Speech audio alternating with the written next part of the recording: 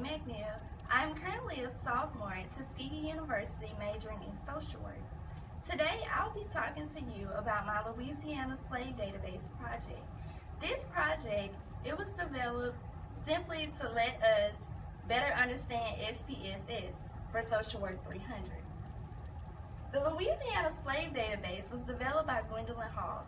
She developed this slave database simply because she wanted to expose everyone to the valuable information that she found throughout the archives in the Louisiana area. For my methods, I simply downloaded this database and I used SPSS to run the data. Once I ran the data, I was able to identify different variables that interest me. A few of the variables that interest me were sex, origin, language, and age. These were actually pretty interesting because I've always wondered about the different aspects of slavery. As you can see, figure 1, it illustrates the gender of the slaves. Men, they greatly outnumbered the women slaves because of their strength. Also, they were seen as more valuable because they could get more work done. Figure 2, it shows the origin of the slaves. The different origins were Creoles, Africans, Caribbean, Anglo, Indians, other, and unidentified. I believe the reason why most of them were unidentified is simply because during this time period, keeping different types of information about the origins of the slaves were not seen as important.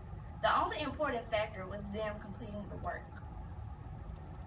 Figure 4, it illustrates the language of the slaves. As you can see, majority of the slaves spoke French, and a lot of them spoke Spanish and English.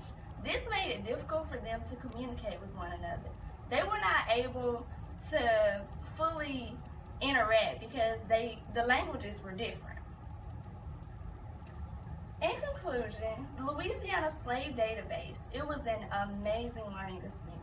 I was actually able to learn how to use SPSS, run the data, create graphs, and also communicate my findings to you. It shined light on who the slaves really were and their capabilities. I focused my research on gender, origins, language, and age. Here is my map of my African country, which is Ethiopia. And overall, I believe that this was a great way to learn more about SPSS. And this concludes my presentation.